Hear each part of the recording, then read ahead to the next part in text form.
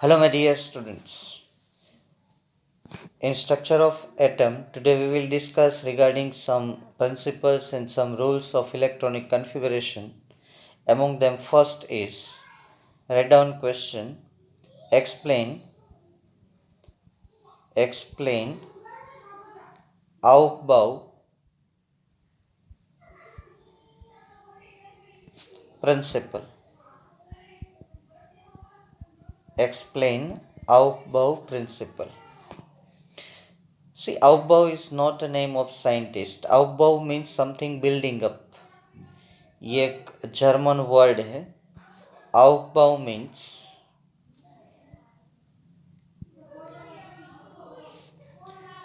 building up.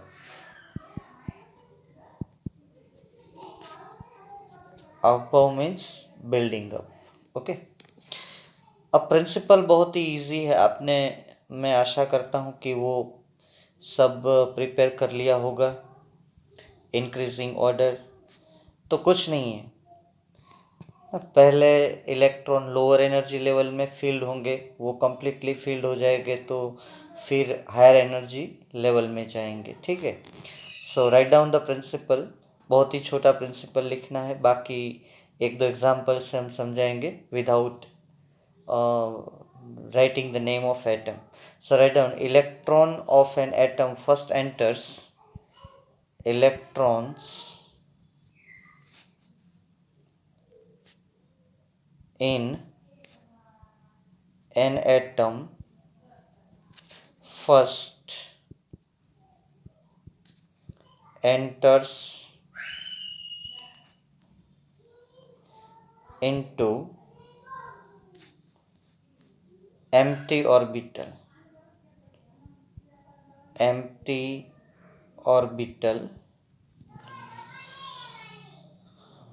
of lowest energy. पहले आपको lowest energy में इलेक्ट्रॉन फिल करना है. Lowest energy when the lowest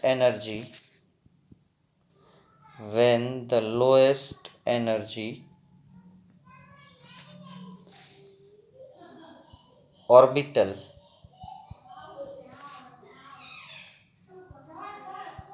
are completely filled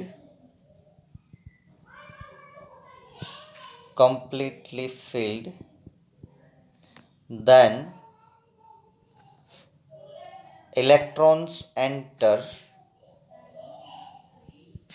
in higher energy level. Electrons enter in higher energy level. बहुत ही छोटा rule है, समझने में भी आसान है. Energy level. ठीक है. अब आपको पता है एनर्जी लेवल का जो है वो ऑर्डर मैंने प्रीवियस लेक्चर में आपको समझाया था. ठीक है. उसी को आपको फॉलो करना है. So let us discuss by taking two examples. Suppose in any element 10 electrons are present. How these 10 electrons are filled? तो आप ऑर्डर को याद कर लीजिए. पहले आता है 1s, उसकी कैपेसिटी 2 इलेक्ट्रॉन 1s2. उसके बाद आता है 2s 2s2 2p6. यहाँ एक ये भी ध्यान में रखना है, कैपेसिटी मैंने पहले बता दी है. s ऑर्बिटल की कैपेसिटी 2 इलेक्ट्रॉन की, p orbital 6 electron, d orbital 10 electron and f orbital 14 electrons. चलो, किसी एलिमेंट में 15 इलेक्ट्रॉन्स तो हम कैसे फिल करेंगे? तो आप एनर्जी लेवल को देखिए. 1s2, उसके बाद आता है 2s, उसकी कैपेसिटी 2. आपको 15 फिलअप करने. 2p6 1 2 2 3 3s2. इसके बाद आता है 3p. कितने हो गए? 10 12. 3p1. ठीक है. नहीं, 3p3. क्लियर. अब ऊपर का टोटल आपको ये 15 से मैच करना है। इसी तरह चाहे 108 इलेक्ट्रॉन आपको 118 इलेक्ट्रॉन आपको फिल करना हो, तो जो मैंने ऑर्डर दिया है उसको बारी बारी भरते जाइए। आपको कैपेसिटी का पता होना चाहिए। यहाँ ये रूल ख़त्म होता है। चलिए नेक्स्ट रूल के बारे में डिस्कस करते हैं। वो प्रिंसिपल है और हम क्वेश्चन लिखेंगे, and that question is explain Pauli's exclusion principle. Explain Pauli's exclusion principle. हमें पाउली का एक्सक्लूजन प्रिंसिपल समझाना है। तो पहले देख लेते हैं। ये जो रूल है बहुत ही इम्पोर्टेंट रूल है। जैसे इस दुनिया में किसी दो आदमी का डीएनए रिपोर्ट सेम नहीं होता है, उसी तरह चाहे कितने भी इलेक्ट्रॉन हो, लेकिन इन एन एटम कोई भी दो इलेक्ट्रॉन का सेट 4 क्वांटम नंबर का सेट इक्वल नहीं होता है। तो हम प्रिंसिपल लिखेंगे। लिखिए principle. Principle is no electron in an atom, no electron in an atom can have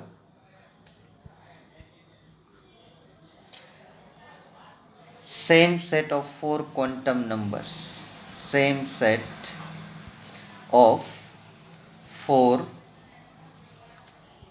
quantum numbers। 4 quantum numbers जो है हमारे, आप याद करिए कौन कौन से। Principal quantum number, angular quantum number, magnetic quantum number and spin quantum number. ये प्रिंसिपल। इसका सीधा मीनिंग ये होता है, सीधा इसका मीनिंग ये होता है, it means only 2 electrons can remain, only 2 electrons can remain in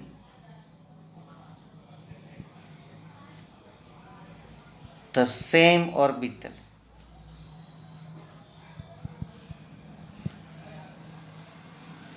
with their opposite spin। और हम सीधा लिखेंगे कि with opposite spin।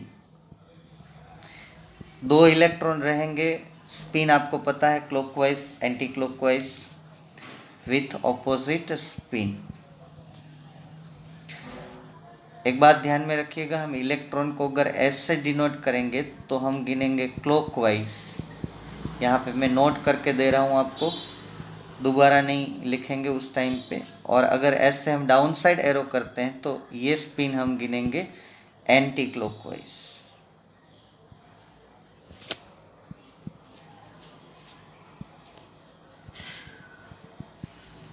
ठीक है, क्लॉकवाइज एंटी क्लॉकवाइज।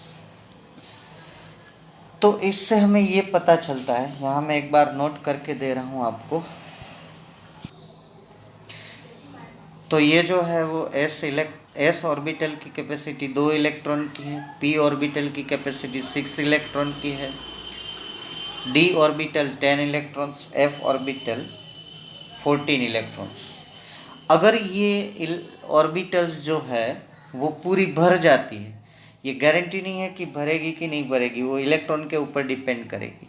लेकिन हम एस ऑर्बिटल को ऐसे दिखाएंगे। मैं यहाँ थोड़ा आपको बता दूँ, जब भी आप इलेक्ट्रॉनिक कन्फिगरेशन की ज़रूरत पड़े तो एस ऑर्बिटल ऐसे बॉक्स में दिखाएंगे, 1 इलेक्ट्रॉन और ये 2 इलेक्ट्रॉन। एक का स्पिन जो है वो क्लॉकवाइज रहेगा, एक का एंटी क्लॉकवाइज रहेगा, ऐसा ऑपोजिट स्पिन होगी। अब 2 ऑर्बिटल देख लेते हैं, बाकी नहीं। ऐसे आप एग्जाम्पल के तौर पे 2 ऑर्बिटल दिखा सकते हो कि पी ऑर्बिटल 3 टाइप की होती है, P X, P Y, P Z. 1 electron clockwise, सब में 1 इलेक्ट्रॉन क्लॉकवाइज होता है, दूसरा इलेक्ट्रॉन एंटी क्लॉकवाइज होता है। तो एक ऑर्बिटल ना, इसको तो हम पी और एस को तो सब शेल बोलते हैं ना, सेल में सब शेल। ऑर्बिटल तो ये जो उसके टाइप है उसको बोलते हैं। तो एक ऑर्बिटल मतलब कि एक बॉक्स से हम दिखाते हैं तो उसमें सिर्फ 2 ही इलेक्ट्रॉन रह सकते हैं, और both electrons must have opposite spin. Okay, ऐसे आप डी के लिए 5 शेल बनाओ, एफ के लिए 7 बनाओ, और 14 इलेक्ट्रॉन्स मैक्सिमम इसमें फिल हो सकते हैं। ठीक है, तो यहाँ पे हम लोग अब डी ऑर्बिटल का भी 5 शेल बना के इसमें 10 इलेक्ट्रॉन ऐसे फिल कर सकते हो। और एंटी क्लॉकवाइज क्लॉकवाइज के लिए आप ये सिंबल भी यूज़ कर सकते हो, ऐसे और ऐसे। ये मेरा फेवरेट सिंबल है। ठीक है, तो इसमें जो ये वाला सिंबल है वो क्लॉकवाइज का है।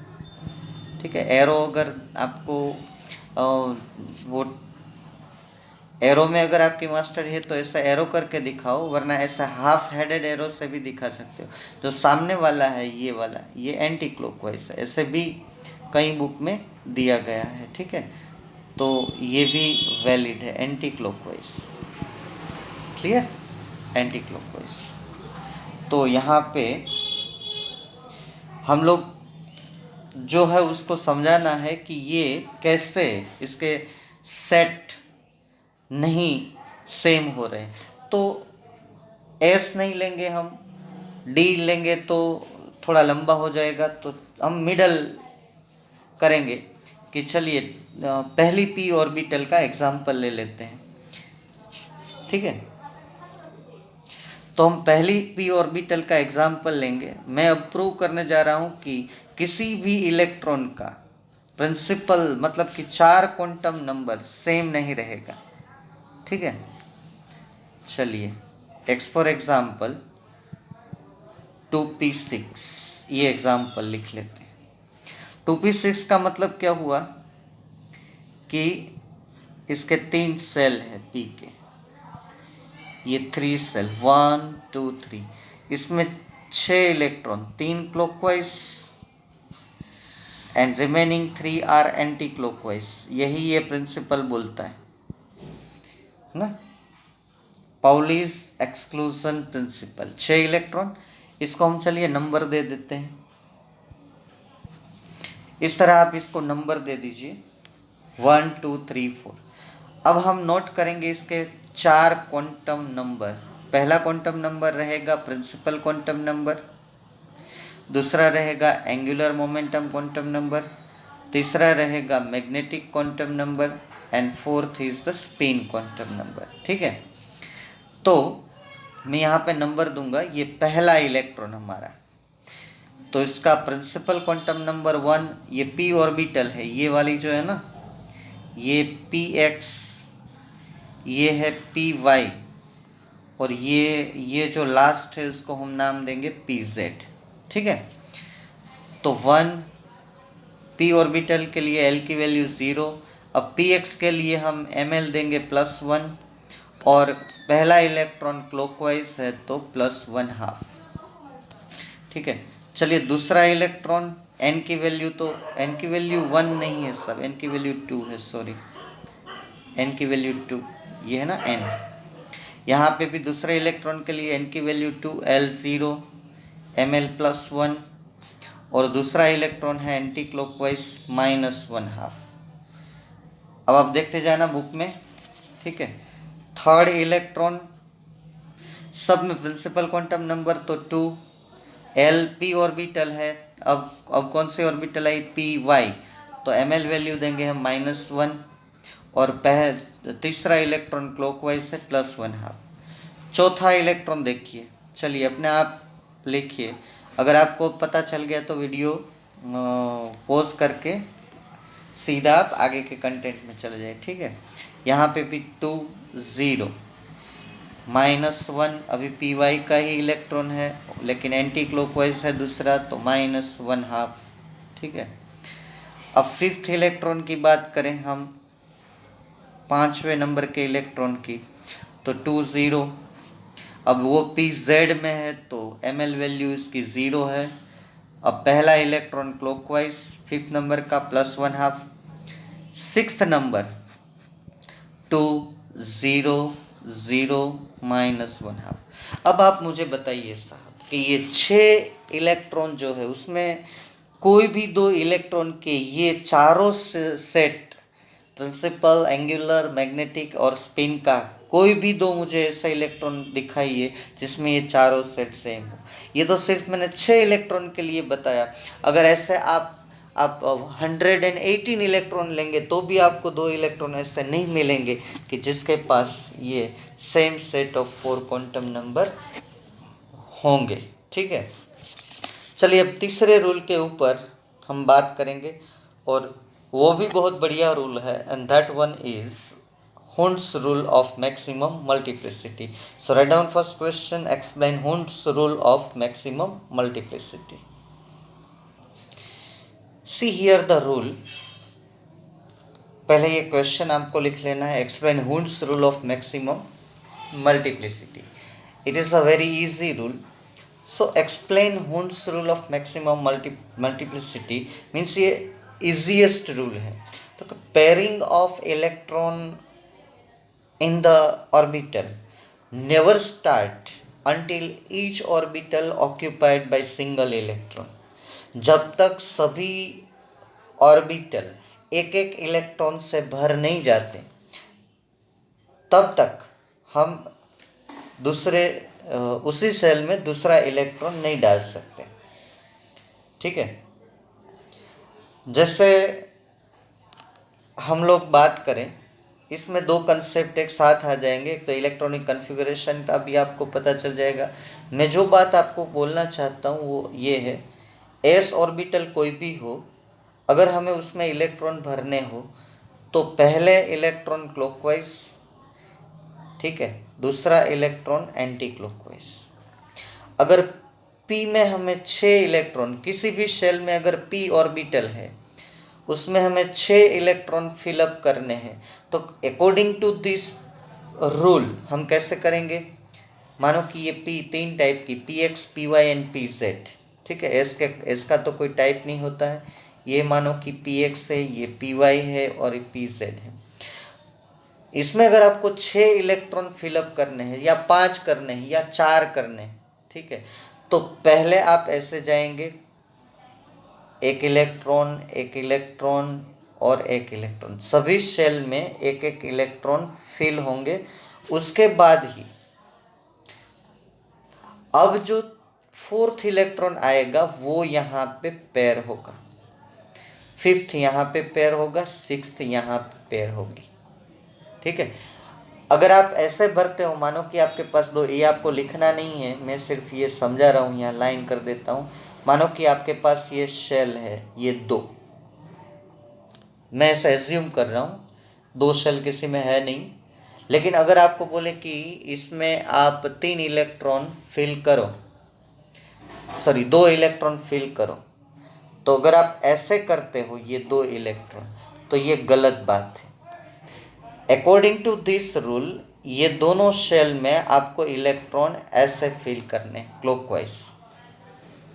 ठीक है, ऐसे भी आप क्लॉकवाइज, एंटी क्लॉकवाइज दिखा सकते हो। ठीक है, तो ये सही है, ये ऊपर वाला गलत है। पहले दोनों में एक एक जाएंगे, बाद में पेयर होंगे, सीधा आप पेयरिंग नहीं कर सकते। अगर मैं डी में, मैं सिर्फ यहाँ पे आपको समझा रहा हूँ कि डी में मुझे 10 इलेक्ट्रॉन डालने हैं। चलिए, ये डी के 5 सब शेल है, 1 2 3 4 5, सब शेल नहीं, ऑर्बिटल सब शेल, तो ये डी है। तो पहले इलेक्ट्रॉन सब में ऐसे क्लॉकवाइज क्लॉकवाइज क्लॉकवाइज 5 जाएंगे। अब जब 5 ही है तो पांचों अनपेड ही रहेंगे। अब 6th इलेक्ट्रॉन जब एंटर होगा तो ही 7th electron, 8th electron, 9th and 10th pairing बाद में स्टार्ट होगी। आप एरो भी कर सकते हो, मैं ये दूसरा सिंबल जो मैंने बदल दिया है वो भी आप कर सकते हो। ठीक है, अब हम आगे डिस्कस नहीं करेंगे, यहाँ एक हमारी टेक्स्ट बुक का छोटा कंसेप्ट भी ले लेंगे। इसी रूल के तहत हम लिथियम से लेके कहाँ तक जाएंगे, नियोन तक इलेक्ट्रॉनिक कन्फिगरेशन लिखेंगे, बॉक्स फॉर्म में भी लिखेंगे और सीधा ऑर्बिटल फॉर्म में भी लिखेंगे। ठीक है, तो हम एटॉमिक नंबर 3 से एटॉमिक नंबर 10 तक अभी मैं आपको इलेक्ट्रॉनिक कन्फिगरेशन लिखना सिखा रहा हूँ, ध्यान दीजिएगा, ठीक है। चलिए हम इलेक्ट्रॉनिक कन्फिगरेशन लिखते हैं। तो पहला एलिमेंट लेते हैं लिथियम। लिथियम का एटॉमिक नंबर हमें पता है Z=3। अगर आप ऐसे ही लिखना चाहें तो आप अकॉर्डिंग टू अबव ऐसे लिख सकते हो 1s2 2s1, 3 इलेक्ट्रॉन। इलेक्ट्रॉन जितने हैं उतने ही, बाहर से नहीं लाने। इसको आप ऐसे भी लिख सकते हो 1s ऐसे एक बॉक्स में एक टाइप की है, 2s ऐसे दूसरे वो भी एक ही टाइप की है, एक टाइप की है तो एक बॉक्स, 3 टाइप की है तो 3 बॉक्स करने हैं। तो इसमें 2 इलेक्ट्रॉन है, ऐसे भी आप लिख सकते हो, इसमें 1 इलेक्ट्रॉन। चलिए इसके बाद चलते हैं। लिथियम के बाद फोर्थ एलिमेंट कौन सा आता है? Hydrogen, helium, lithium, beryllium. तो बेरिलियम ले लीजिए। बेरिलियम का Z=4 आता है, तो इलेक्ट्रॉनिक कन्फिगरेशन होगी 1s2 2s2। आप ऐसे भी लिख सकते हो 1s में 2 इलेक्ट्रॉन, 2s में 2 इलेक्ट्रॉन। ऊपर ऐसे आप अगर आप नीचे लिखना चाहे तो ऐसे भी लिख सकते हो, ये 1s है और ये 2s। चलिए तीसरा एलिमेंट ले लेते हैं, हाइड्रोजन, हीलियम, लिथियम, बेरिलियम। अब बोरोन Z=5 कैसे करेंगे? 1s2 2s2 2p1 हो गए 5। आप ऐसे भी लिख सकते हो 1s का एक शेल, 2s का एक शेल, 2p के 3 से, 1 2 और 3, ठीक है। तो इसमें 2 है, इसमें भी 2 है, p में 1 है, ठीक है। अब रूल जो है वो आपको समझ में आएगा। ये 1s ऑर्बिटल है, ये 2s ऑर्बिटल है, ये 2p ऑर्बिटल है। ये इसको इलेक्ट्रॉनिक कन्फिगरेशन भी बोला जाता है। बोरोन के बाद किसका नंबर आता है? Hydrogen, helium, lithium, beryllium, boron, carbon. Carbon का एटॉमिक नंबर होता है Z=6 ना। आप ऐसे भी लिख सकते हो इसको 1s2 2s2, उसके बाद आता है 2p2। ये मुझे कैसे पता चला? मैंने आपको एनर्जी लेवल दे दिए हैं कि आपको ये याद रखने हैं। मैं फिलअप करता जा रहा हूँ अकॉर्डिंग टू अबव। एक सेल पूरा भर जाता है, बाद में मैं नेक्स्ट में जाता हूँ, ठीक है। तो ये हुआ हमारा 1s, ये एक्स शेल हुआ, ये 2s। अब आपको पता है कि 2p में कितने हैं? 3, 1 2 3। इसमें 2 भरने हैं, 2 भर दिए, इसमें भी 2, p में 2। तो यहाँ पे देखिए आपको ध्यान में रखना है, ये 2p 3 टाइप की, 2px 2py 2pz। यहाँ पेयर नहीं कर देनी है, पहले सब में अनपेयर्ड रहेंगे, बाद में पेयरिंग होगी, बस यही तो ये रूल है। कार्बन के बाद कौन आएगा? Nitrogen, Z=7। चलिए आप अपने आप लिखिए Z=7। मैं ऐसे लिख सकता हूँ 1s2 2s2 2p3। तो ये 1s शेल, ये 2s शेल, ये 2p, वो 3 टाइप के 3 बॉक्स करने हैं। ऐसे भी आप लिख सकते हो, क्योंकि कुछ थियरी में ऐसी भी ज़रूरत पड़ेगी। ये देखिए 2, ये 2 और p में 3। अब आप यहाँ पे एक में पैर और एक में एक ऐसा नहीं कर सकते हो, तीनों में एक एक डालना है। वही तो हमारा हुंस रूल है। समझाने के लिए मैं ये सब इलेक्ट्रॉनिक कन्फिगरेशन ले रहा हूँ। नाइट्रोजन के बाद बारी आती है ऑक्सीजन की। Oxygen Z=8। अब मैं आशा करता हूँ कि आपको समझ में आ गया है। 1s2 2s2, ठीक है, 2p4, 8 हो गए, 2 + 2 + 4 8। अब ये 1s शेल नीचे लिख भी सकते हो आप, ये 2s और ये 2p 3 टाइप, इसमें 2, इसमें 2, अब इसमें 4, तो ऐसे भरने हैं 1 2 3 4। चौथा इलेक्ट्रॉन अब पेयर होगा, 3 इलेक्ट्रॉन अनपेयर रहेंगे। अब 2 3 ही बाकी ऑक्सीजन के बाद। 9 नंबर फ्लोरीन। चलिए फ्लोरीन का लिखते हैं Z=9। 1s2 2s2 2p5 हो गए 9। चलिए इसके शेल ड्रॉ करो। ये 1s, ये हुआ 2s और ये हुआ 2p, वो 3। तो ये 1s2 2s2 और 2p में 5, तो 1 2 3 4 5। Last one neon, Z is equal to 10। Electronic configuration लिखे 1s2 2s2 और 2p 6 हो गए 10। चलिए वो बॉक्स वाली लिखिए, ये एक s का शेल, ये 2s का शेल और ये 2p का 3 शेल। इसमें दो 1 2 3 4 5 और 6 है ना। तो this is also called the electronic configuration. This is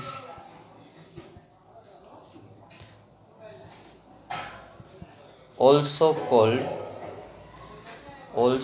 called the electronic configuration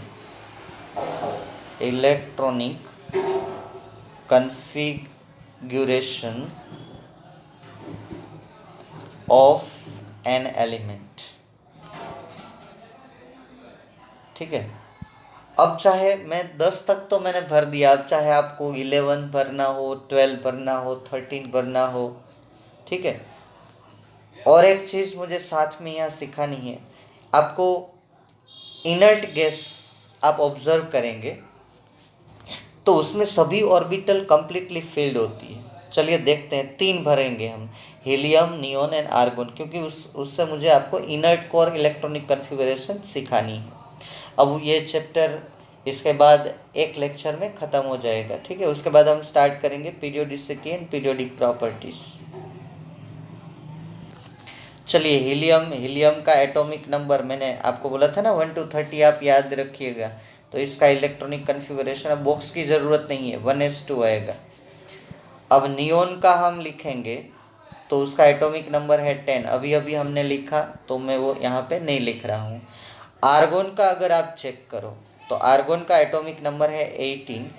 उसकी इलेक्ट्रॉनिक कन्फिगरेशन अगर हम लिखेंगे तो 1s2। ये मैं ऑर्बिटल जो ले रहा हूँ वो increasing order of atomic orbital है for multi electron. 1s2 2s2 2p6 3s2 और 3p6। कितना फिल हो गया? 18। ये देखिए यहाँ पे सभी ऑर्बिटल कंप्लीटली फिल्ड हो रही है। यहाँ 1s2 तो नई ऑर्बिटल आ नहीं रही है और जितनी है वो कंप्लीटली फिल्ड है। नियोन में भी देखिए, अगर आपको देखना है तो मैं एक बार दिखा देता हूँ। देखिए 1s 2s और 2p जितनी उसकी कैपेसिटी है उतनी कंप्लीटली फिल्ड है। तो एक नया कंसेप्ट आया कि इतनी लंबी इलेक्ट्रॉनिक कन्फिगरेशन लिखने के बजाय आप उसमें इनर्ट कोर इलेक्ट्रॉनिक कन्फिगरेशन भी लिख सकते हो। How? Let me explain you. चलिए हम एक एग्जांपल ले लेते हैं कि आप इनर्ट कोर कैसे लिख सकते हैं। वो हमने जो लिए 110 में से, उसमें से ही कोई एक उठा लेते हैं। चलिए बेरिलियम उठा लेते हैं, hydrogen, helium, lithium, beryllium. Z is equal to 4 है। उसकी दोबारा मैं लिख रहा हूँ 1s2 2s2, ऐसे 4 हो गए कंप्लीट। तो आप ऐसे भी लिख सकते हो कि 1s2 हीलियम का कंप्लीट हो गया और 2s2। तो ये भी एक मेथड है। और एक एग्जांपल से समझाऊँ मैं, नाइट्रोजन ले लेता हूँ। 3 एग्जांपल लूँगा मैं यहाँ पे। Z is equal to 7। चलिए इसके इलेक्ट्रॉनिक कन्फिगरेशन लिखिए। तो ये है 1s2 2s2 और 2p3 हो गए 7। तो आप ऐसे भी लिख सकते हो, 1s2 मतलब हीलियम कंप्लीटेड। अब आप बाकी का लिख सकते हो, तो थोड़ा छोटा हो जाएगा, आगे जाके ये बहुत फ़ायदेमंद रहता है। ठीक है, चलिए एक बड़ा एलिमेंट ले लेते हैं, सोडियम। चलिए सोडियम का हम इलेक्ट्रॉनिक कन्फिगरेशन लिखते हैं। Sodium Z is equal to 11 हुआ। यहाँ पे आपको दिखाई देगा कि ये इनर्ट कोर हम जो लिख रहे हैं, इससे हमारी इलेक्ट्रॉनिक कन्फिगरेशन छोटी हो जाती है और वैलेंस इलेक्ट्रॉन साफ साफ दिखाई देते हैं। जैसे कि यहाँ पे मैं लिख रहा हूँ 1s2 2s2 2p6 और 3s1। ये जो है ये सोडियम की इलेक्ट्रॉनिक कन्फिगरेशन है। 11 इलेक्ट्रॉन ऑलरेडी फिल्ड, आप टोटल लगा लीजिए 2 + 2 4 + 6 10 + 1 11। और आप इसको ऐसे भी लिख सकते हो कि यहाँ तो देखिए 10 इलेक्ट्रॉन कंप्लीट हो रहे हैं और 10 वो है वो नियोन के हैं, तो आप ऐसे लिख सकते हो कि नियोन कंप्लीटेड और 3s1। तो ये जल्दी हो जाता है। तो इसमें थोड़ा एक्सपर्टाइज चाहिए, आपको पता होना चाहिए कि कौन से इनर्ट गैस की इलेक्ट्रॉनिक कन्फिगरेशन कंप्लीट हो गई है, वहाँ तक आप ब्रैकेट में, तो पहले थोड़ा प्रैक्टिस हो जाए, उसके बाद आप ऐसा कर सकते हो। वो आपकी इंटेलिजेंस के ऊपर डिपेंड करता है। और whenever you write the electronic configuration, then you can identify the valence electrons. So valence electrons are very very important electrons in chemistry, ठीक है। तो अब बात आती है कि वैलेंस इलेक्ट्रॉन किसको बोलते हैं, ठीक है। तो इसका क्वेश्चन नहीं लेंगे क्योंकि बहुत ही छोटा एक टॉपिक है हमारी बुक में, तो आप हेडिंग लगा लीजिए कि वैलेंस इलेक्ट्रॉन, इसे थियरी में, क्योंकि इससे ही हमें पता चल जाता है कि वैलेंस इलेक्ट्रॉन कितने हैं और कहाँ हैं। On that one is the very very most important thing in organic chemistry, in inorganic chemistry। आपको हर बार पूछा जाएगा कि इसमें कितने वैलेंस इलेक्ट्रॉन्स हैं। इसके ऊपर आगे की केमिस्ट्री जो है, मतलब chemical bonding and molecular structures, ठीक है, कोऑर्डिनेशन केमिस्ट्री, वो सब, क्योंकि वैलेंस इलेक्ट्रॉन ही केमिस्ट्री बनाता है, ठीक है। तो पहले डेफिनेशन लिख लीजिए कि द इलेक्ट्रॉन्स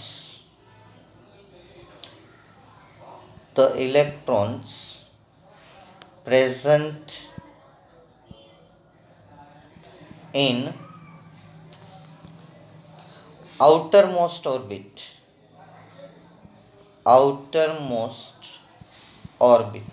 एक सीधी डेफिनेशन दे दो होममेड, कि जो electron highest principal quantum number में प्रेजेंट हो वो इलेक्ट्रॉन वैलेंस इलेक्ट्रॉन होते हैं। बस सीधा आइडिया है। The electrons present in outermost orbit are called valence electrons,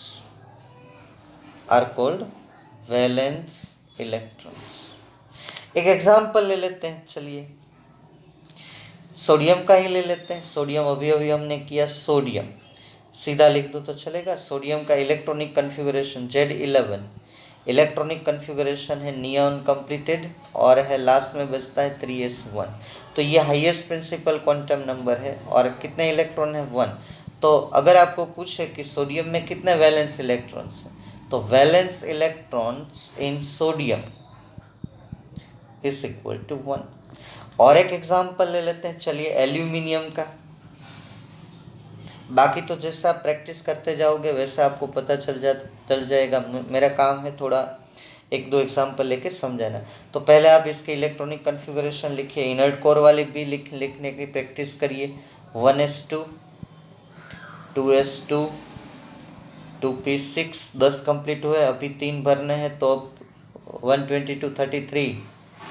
story याद है ना आपको? हाँ, वेरी गुड।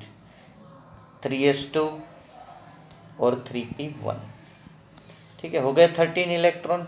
2 + 2 6, 2 + 2 + 6 + 2 + यस 13 हो गए। इसको आप ऐसे भी लिख सकते हो, 10 इलेक्ट्रॉन यहाँ पे कंप्लीट हो गए, तो आप लिख सकते हो नियोन। और बाद में जो बचा 3s2, 3p1, और देखिए हाईएस्ट प्रिंसिपल क्वांटम नंबर भी 3 है, उसमें टोटल कितने इलेक्ट्रॉन है 3 है। यहाँ पे देखिए वही बचते हैं बाहर। सो अगर आपको पूछे कि एल्यूमिनियम के वैलेंस इलेक्ट्रॉन्स कितने हैं, तो valence electrons in aluminium is equal to 3 valence electrons. अब हम ज़्यादा इसमें डिस्कस नहीं करेंगे, अभी तो मुझे समझाना है सिर्फ। जब हम कोई थियोरी लेंगे आगे कोई चैप्टर में, तब मैं आपको पूछूंगा कि वैलेंस इलेक्ट्रॉन कितने हैं, तो आपको ये पता होना चाहिए, ठीक है। अब हम लोग कुछ एक्सरसाइज में इसके रिलेटेड, ये 4 रूल इसके रिलेटेड कोई प्रॉब्लम है तो थोड़ा देख लेते हैं, ठीक है, इन टेक्स्ट में, तो वो सॉल्व करेंगे। चलिए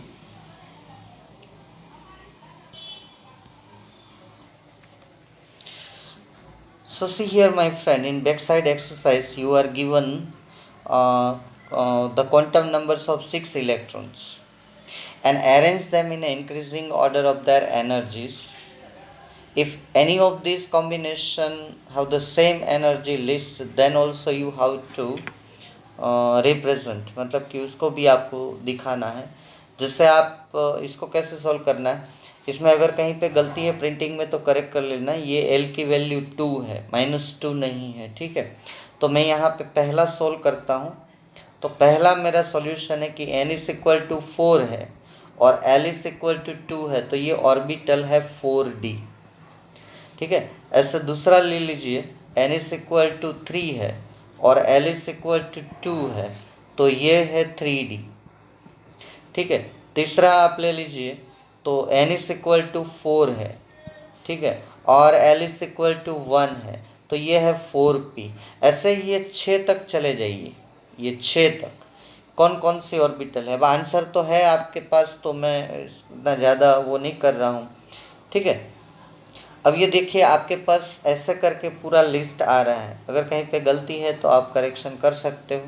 ये सब 4D 3D, आपको पीछे वाले ml और ms की वैल्यू को नहीं देखना है, आपको इसको, ये जो आपको दो क्वांटम नंबर से ही आपको बताना है। और बाद में हमारा जो ऑर्डर है, मैंने जो ऑर्डर दिया है ना, इंक्रीजिंग ऑर्डर, एक स्टोरी बता के, उस ऑर्डर के हिसाब से आपको इसको फिल करना है। Is it clear? समझ में आ गई बात? 4D 3D 4P 3D, तो उसका एनर्जी लेवल जो है 3P less than 3D equal to 3D अगर 2 बार आ रहा है कहीं पे, तो उसमें वहाँ पे आपको इक्वल टू लगा देना है। ये देखिए 6 और 3rd इलेक्ट्रॉन, इसमें 4P 2 बार आ रहा है, ठीक है। देख लीजिए यहाँ पे थर्ड में, हाँ थर्ड में भी 4P है, 6 में भी 4P है। तो आप ऐसा आंसर देना जरूरी नहीं है, पहले जितनी भी ऑर्बिटल होती है उसको आप अरेंज करिए। अरेंज करने के बाद कौन कौन से इलेक्ट्रॉन सेम एनर्जी लेवल पे, जैसे कि ये 6 नंबर वाला इलेक्ट्रॉन और 3 नंबर वाला इलेक्ट्रॉन दोनों 4P में है, तो ये दोनों सेम एनर्जी लेवल पे आएंगे। ये 4 नंबर वाला जो है वो 3D में है, सेकंड नंबर वाला भी 3D में है, तो वो दोनों सेम है, ठीक है। तो आपके पास कितनी ऑर्बिटल है वो देख लीजिए, उसको अरेंज करिए।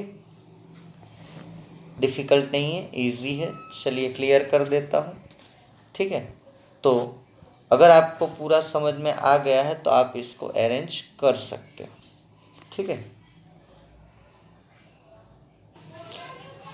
अब ये जो आपके सामने क्वेश्चन है इसको भी देखिए, इसमें ज़्यादा आपको दिमाग लगाने की ज़रूरत नहीं है। आपको बोला है कि ब्रोमीन में टोटल इलेक्ट्रॉन 35 होते हैं, इसमें 2p में 6 इलेक्ट्रॉन है, ऐसे आप ऐसा लिखते जाइए, 2p में 6 इलेक्ट्रॉन है। सॉल्यूशन में देखिए 3p में 6 इलेक्ट्रॉन है, 3p में 6 इलेक्ट्रॉन है, 4p में 5 इलेक्ट्रॉन। इलेक्ट्रॉनिक कन्फिगरेशन पूरी लिखेंगे तो भी ये आपका जब भी p का टर्न आएगा तो इतने इतने इलेक्ट्रॉन उसमें मिलेंगे। तो आपको क्वेश्चन क्या पूछा है कि which of this electron experience the lowest effective nuclear charge. तो जो इलेक्ट्रॉन बाहर होगा फोर्थ शेल में, ये लोएस्ट इफेक्टिव न्यूक्लियर चार्ज, मैंने स्क्रीनिंग इफेक्ट समझाया था, है ना। जो बाहर वाले इलेक्ट्रॉन है तो अंदर वाले इलेक्ट्रॉन की स्क्रीनिंग इफेक्ट लगती है, तो इसको न्यूक्लियर चार्ज जितना होता है उतना एक्सपीरियंस नहीं होता है। तो अगर आपको ऑर्डर पूछे तो उसमें 2p जो है उसको सबसे ज़्यादा लगता है इफेक्टिव न्यूक्लियर चार्ज, उससे कम लगता है 3p में और उससे कम लगता है 4p में। तो ये इफेक्टिव न्यूक्लियर चार्ज ऑर्डर है। इतने में बस यही आपका आंसर है, इतना ज़्यादा लिखना नहीं है। आपको पता है कि जो इलेक्ट्रॉन बाहर होंगे उसको स्क्रीनिंग इफेक्ट लगेगी तो उसको न्यूक्लियर चार्ज पूरा एक्सपीरियंस नहीं होता है, ठीक है। ये और एक क्वेश्चन आपके सामने है, वो भी बहुत ही इजी क्वेश्चन है, पहले आपको देखना नहीं है। देखिए ये दो ऑर्बिटल में से सबसे ज़्यादा इफेक्टिव न्यूक्लियर चार्ज किसके ऊपर लगेगा? तो एक तो 2s है और उसके बाद 3s है, तो 2s को ही एक्सपीरियंस ज़्यादा होगा। एक 4D है और 4f है। मैंने स्क्रीनिंग इफेक्ट में आपको बोला था s को सबसे ज़्यादा लगती है p से, p को ज़्यादा लगती है d से और d को ज़्यादा लगती है f से, एक ही सेल में हो तो ये दोनों 4th सेल में है तो d को ज़्यादा लगेगी, तो ये आंसर आएगा। अब 3D 3p ये भी इस ऑर्डर से हो जाएगा, ठीक है। तीनों एक ही सेल में है, सेल अगर दूसरा है तो कोई सोचना ही नहीं है। अब ये सेल सेम है 3 3, तो ये ऑर्डर फॉलो करना है। सबसे ज़्यादा जो है अट्रैक्शन, न्यूक्लियर अट्रैक्शन एस को लगता है, तो यहाँ पे जाहिर है कि 3p को लगेगा, ठीक है, इस ऑर्डर के हिसाब से। बस यहाँ सॉल्यूशन खत्म हो गया, आपको सीधा आंसर दे देना है, सीधा अंडरस्टैंडिंग से। Is it clear? अभी 88 नंबर के क्वेश्चन को पढ़िए, आप पीछे एक्सरसाइज में सब दिए हैं, शायद नंबर में वो हो सकता है। तो आपको सिर्फ फाइंड करना है अनपेड। तो unpaired electrons in aluminium silicon are present in 3p orbitals. Okay, तो पहले क्या करना है, आपको इलेक्ट्रॉनिक कन्फिगरेशन लिखनी है। तो यहाँ गलत हो सकता है, मैं यहाँ लिख के दे रहा हूँ। चलिए एक के बाद एक हम सॉल्व करते हैं। तो पहला क्या है, एल्यूमिनियम, और आपको क्या पूछा है वो ध्यान दीजिएगा। और which electron will experience more effective nuclear charge from the nucleus, ठीक है। तो चलिए समझते हैं। Aluminium Z is equal to 13, electronic configuration लिखेंगे 1s2 2s2 और 2p6 और आएगा 3s2, 12 हो गए और 3p1। तो देखिए 3p1 है तो इसमें एक ही अनपेयर्ड इलेक्ट्रॉन रहेगा। अब आप देखेंगे तो बाद में सिलिकॉन का नंबर 14 है, silicon Z is equal to 14, तो सेम ही जाएगा, ये सब सेम जाएगा। यहाँ 3p2 आएगा, तो यहाँ पे अनपेड इलेक्ट्रॉन 1 है, तो यहाँ पे अनपेड इलेक्ट्रॉन 2 है। अब 2 ही है ना, एल्यूमिनियम सिलिकॉन, यस। तो अब किसको ज़्यादा, which electron will experience more effective nuclear charge from the nucleus? ये अनपेड इलेक्ट्रॉन भी थर्ड शेल में है, ये भी थर्ड शेल में है, यहाँ पे 1 है, यहाँ पे 2 है,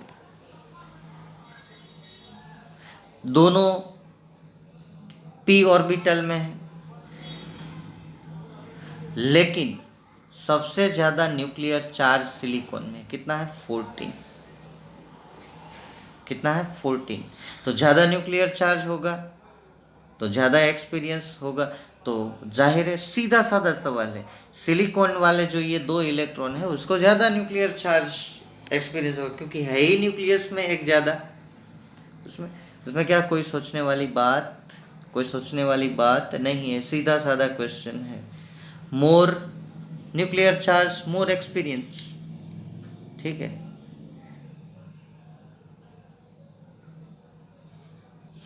अब चलिए ये क्वेश्चन देखिए, आपको क्या पूछा है, indicate the number of unpaired electron in phosphorus silicon chromium ion and krypton, ठीक है।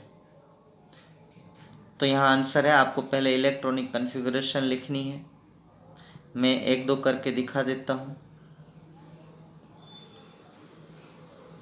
चलिए क्रोमियम करते हैं,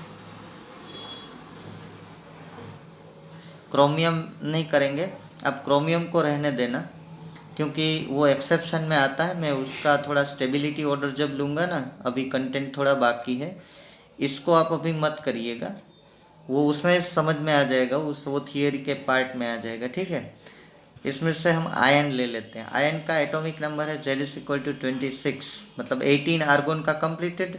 उसके बाद मैं शॉर्ट में लिख लेता हूँ Fe, ऐसे होगा ना, Fe Z is equal to 26। आप पूरा लिख सकते हो, ठीक है, वो अबव का ऑर्डर है ना, मैंने दिया है उससे। तो मैं यहाँ इनर्ट कोर लिख रहा हूँ, आर्गोन कंप्लीटेड 18। उसके बाद आता है 3D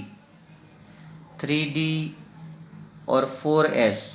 तो पहले 4s में जाएगा इलेक्ट्रॉन, आप ऐसे भी लिख सकते हो, ये इंक्रीजिंग ऑर्डर ऑफ शेल है। और आप अगर इंक्रीजिंग ऑर्डर ऑफ ऑर्बिटल में लिखना चाहते हो, क्योंकि कभी कभी इंक्रीजिंग ऑर्डर ऑफ शेल भी हम लिखते हैं, ये हमारा वो ऑर्डर नहीं है, आप इसको ऐसे भी लिख सकते हो, ये 18 कंप्लीटेड, 18 प्लस 2 20, और ये 625, सॉरी 626। तो आप ऐसे करिए, डी में पहले 6 डाल दीजिए, डी 1 2 3 4 5, कितने डालने हैं, 1 2 3 4 5 और ये 6। तो अनपेड कितने रहे, 4। तो यहाँ पे देखिए एफ ई में 4 अनपेड दिखाए हैं। ठीक है, ऐसे करके जितने भी अनपेड रहते हैं इलेक्ट्रॉन वो आपको ढूंढना है। कितने एलिमेंट है आपके पास, फॉस्फोरस, सिलिकॉन, क्रोमियम को रहने दीजिए, एफी और क्रिप्टॉन। ये सॉल्यूशन आपको बिल्कुल देखना नहीं है, ये आंसर के साथ मैच करना है, आप ढूंढ पाते हो कि नहीं ढूंढ पाते हो। ठीक है, मैंने एक एग्जांपल लेके समझाया। सिलिकॉन में अगर आप बोले तो मैं समझा सकता हूँ, उसमें 2 अनपेड इलेक्ट्रॉन आएंगे ही आएंगे। सॉल्यूशन मत देखो, आंसर के साथ मैच करो। आंसर सही है, फॉस्फोरस में 3 अनपेड सही है, क्रोमियम को रहने देना। ठीक है, अब इसको देखिए, how many sub shells are associated with N is equal to 4। कितने सब सेल आएंगे, तो वो तो सीधा सवाल है, एन स्क्वायर। ये सॉल्यूशन मत देखिए, मैं पहले का आंसर दे रहा हूँ, एन स्क्वायर, तो sub shell is equal to 4 square, sub shell आएंगे 16। ठीक है, how many sub shells are associated with N is equal to 4, नहीं ये गलत है, ये तो ऑर्बिटल हुई ना, 16 ऑर्बिटल है। तो एन इज इक्वल टू 4 में सब सेल तो आपको पता है, 4s, एक 4p आएगा, एक 4d आएगा और एक 4f आएगा, ऐसा होता है ना। ये न्यूक्लियस, मैंने एक डायग्राम ड्रॉ करके आपको बताया, ये न्यूक्लियस है। तो ये पहला शेल, दूसरा, ये तीसरा और ये चौथा। यहाँ पे S, यहाँ पे sp, यहाँ पे sp d, यहाँ पे sp df, जो चौथा सेल है। तो आगे प्रिंसिपल क्वांटम नंबर ये 4 आएंगे। अब दूसरा क्वेश्चन पढ़िए, how many electrons will be present in the sub shells having ms value -1/2। ठीक है, तो जितने भी इलेक्ट्रॉन्स है उसके आधे इलेक्ट्रॉन -1/2 होते हैं और आधे इलेक्ट्रॉन +1/2 होते हैं। ठीक है, तो पहले इलेक्ट्रॉन फाइंड कर लीजिए, number of electrons. Therefore number of electrons is equal to 2n square is equal to 2, 4 square is equal to 32। तो 16 इलेक्ट्रॉन्स हैव -1/2 वैल्यू। ठीक है, हो गया सॉल्व पूरा। 2 क्वेश्चन ही पूछे ना, यस 2 ही पूछा है। कितने सब शेल होते हैं, तो 4 सब शेल होते हैं, 4s 4p 4d 4f। और कितने इलेक्ट्रॉन्स ऐसे होते हैं जिसके पास -1/2 वैल्यू होती है, तो जितने इलेक्ट्रॉन रहते हैं उसके आधे जो है वो क्लॉकवाइज होते हैं, आधे एंटी क्लॉकवाइज होते हैं। तो 32 इलेक्ट्रॉन्स हैं, तो 16 electrons have +1/2 and 16 electrons have -1/2। Very simple. तो अब थोड़ी कुछ छोटी छोटी थियरीज बाकी रहती हैं, वो हम नेक्स्ट लेक्चर में डिस्कस करेंगे। Okay, till then thank you friends, thank you very much.